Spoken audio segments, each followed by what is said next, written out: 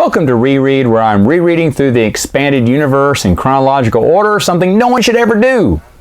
Unless you're bored. Maybe that's the point. Let's see. Knights of the Republic by John Jackson Miller. Issues 25 through 30. Here we go. Of course, those first four are the Vector crossover storyline. When I talked about this, I talked about Celeste Morn. I talked about how it kicked over this crossover series. I talked about the significance of it. Again, rereading it.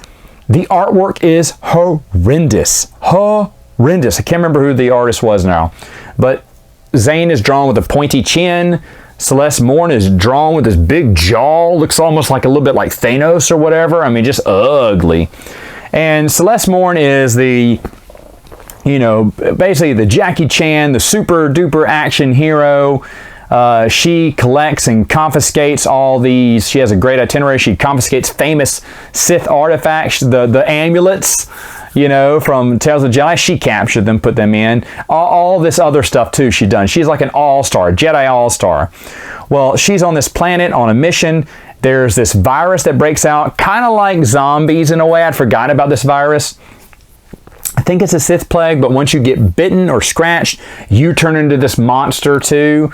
And you have to, she's treating someone, finds out that the person's been bitten, goes, you gotta die. And then that person freaks out. She's crying because, she's a mother. She's so happy their kid got away on the last ship out. And, at least her kid will be taken care of. It's supposed to pull at your heartstrings a little bit. But anyway, she's like, this place is crazy. I never know what to expect.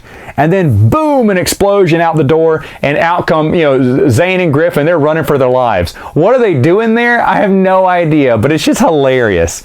There's a lot of funny moments. She instantly recognizes Zane, says, wait, you killed all the Jedi? Now, one thing that John Jackson Miller did, and I don't know if he realized this, but it's very repetitive in every one of these issues, 4 issues for the first Vector series. She keeps making the mention like, how could you have killed the Padawans? It's not like a recurring joke. She went, I can't believe someone like you would be smart enough to kill Padawans. And then the next issue, someone with as little talent as you, it's kind of hard to imagine you killing Padawans. Or how did you escape okay, we get it. It's just hard to fathom that Zane Carrick is a killer. But it's like in every issue. And I never noticed that the first time reading it through. But Celeste Morn there's an amulet. Demigul's, one of his lab assistants, is trying to rise to be the next, evil scientist for Mandalore, even though he doesn't have many followers. He finds this Sith amulet, which basically attaches himself to him, and he can control the virus, the little Sith virus that turns people into monsters. So he's basically ravaging this Mandalorian army. There's this attack force that's been building for months, and now the virus is outbroken. There's going to be this, new, super breed Sith race that's going to take over the galaxy, because all I have to do is bite or scratch you and you're going to turn into one of them. So Zane sends out a distress signal. Well, he talks to Celeste, and who kind of realizes after a while that, I'm getting too far ahead of myself. The amulet releases itself from this scientist and goes after Zane, who's trying to fight it off. Well, then, instead of Zane getting it, it goes to Celeste Morn instead, who now controls all these Sith beasts. And at first, she's kind of endued with the dark side. And he said, this guy, and then in a moment of clarity, Zane gets through to her and she realizes this is bad. Yes, I can see he's in my head. He's basically taking over my character. You need to kill me. He's like, well, I can't kill you. But we'll find something we can do to kind of stave this off until we can get this amulet off you, get you better. And so they put her in a Sith sarcophagus to kind of preserve her while she meditates. And this is how the crossover happens. How she can cross over through all the books the Dark Horse had at the time. For thousands of years, they can cross over to other storylines. But it happens because Zane cannot. He's supposed to take her off the planet, but he can't. He gets hung up, and now he gets rescued, but they can't go back. So she's kind of stuck there. I think she falls, her sarcophagus falls to the bottom of this ocean. It's talking about, hey, check out whatever was next, Dark Times, issue whatever, to see part 5 of this story. But just reading it as is, it does I said it doesn't. It is a break in the storyline a little bit, but the humor is still there. There's a ton of humor. Griff makes a joke where if you dress up as a Mandalorian, these super expert killers, you can fool them easily because everyone's in a suit. He went, I love a super killing machine that can be fooled with just a mask. And that's really funny because this is a trope that they've used at least twice already, impersonating Mandalorians just to get around Mandalorians. And it's like, I think John Jackson Miller knew at this point, yeah, I should make this a joke because this is a reoccurring joke that these people are so awesome at fighting, but they can't tell each other apart and they have no structure. I think one of the comments was, man, if these people ever start showing, requesting IDs, if they come up with identification cards for all these Mandalorians, we're screwed. This will not be working much longer. But there's a lot of joking going on. Celeste Morn's character is interesting, but everything is just drawn horribly. And it doesn't deviate too far from the story because she ends up being an agent for Lucian Gray. She's been collecting Sith artifacts for him. Now, we don't know for what, but this is skullduggery. And so Zane's like, okay, this is the evidence we need. We show the Jedi that he's been secretly collecting Sith artifacts and holding them in storage. And then we can, show he's not that good of a guy. Lucian Gray's a bad guy in a way. So I believe the Vector storyline ends where Celeste hands him the key to the fortress where all these Sith artifacts are and tells him the location to go. And so now that's kind of where the Vector storyline ends. And there's a two-part storyline where he goes to this planet. Only aliens who live on that planet can touch certain sacred grounds or can go into the sacred temple, which is where all the Sith artifacts are. One of the Jedi Seers, one of the evil Jedi Masters who helped kill the Padawans, turns out to be there because he kind of runs that planet and he kind of holds this section of their plan to hold up all these Sith artifacts. Now for them, they're just storing them just to hide them from the Sith, right? They're collecting them and putting them in storage. They're doing this on their own. It's called the Covenant, is what they're called, and they're sworn to, never have the Sith rise again. But they're keeping this from the Jedi Council, who doesn't know what's going on.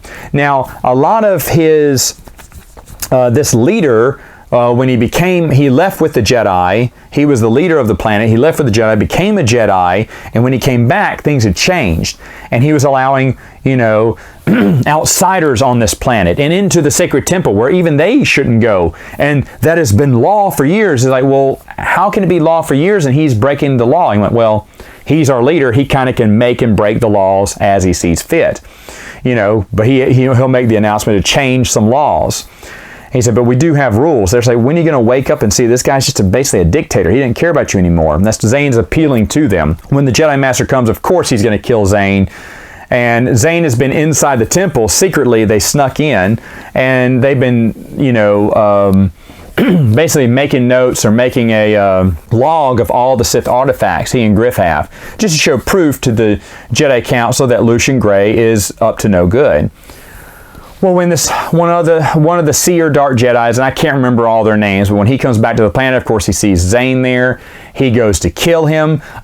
He sees that Zane possesses the key that Celeste had, and they just assume that he has bested Celeste Morn. I mean, he's just like incredible, Zane Carrick is. Celeste Morn was supposed to kill him later on, but she couldn't because she just, after hanging out with him for that adventure, she realized he's not really a killer and something's not right here, and then ends up helping him. But he said, well, because he had Celeste Morn's key, he must have killed her. So again, it adds to the myth that is Zane Carrick for all these Jedi Masters. Whereas he goes to kill him with a lightsaber, well, the aliens say, wait a minute, we have rules here. If he's been inside the temple, he has been sanctioned or whatever. He's been in the holiest of holies. He may not be killed with a sword or blaster, only hand-to-hand combat. So he goes, fine, I'll do it this way, and then I'll change the rule after this is done. So he goes to fight Zane in hand-to-hand combat. Zane gets the first punch in, kind of knocks the wind out and puts him down. Griff turns to the native. This is another comedic moment. He went, is there any law about hitting and then running away as fast as you can? And the guy goes, no. So he and Griff just hightail it, and they start running from the Jedi Master. It is so funny. Of course, the Jedi Master decides that he's just going to break every rule in the book to kill Zane, and that's when the tribe rises up against him and says, actually, no, now you're breaking the rules, and now we make the rules now. You've broken too many rules. You're not our leader. And so they turn on him and kill the Jedi Master. Again, Zane has not killed anyone. He has not killed a single one of these Jedi Masters, yet his prophecy that they would all die is coming true. They're all dying, but it's at their own hand, not Zane's. So again, they're misinterpreting the prophecy. Now, Lucian realizes that half of his covenant, two of the four seers are dead now, so he sends another one to be on a Republic armada, even though they all know that this Jedi Master seer has already foreseen his demise. He is the next one to die, and it's from friendly fire on a Republic ship.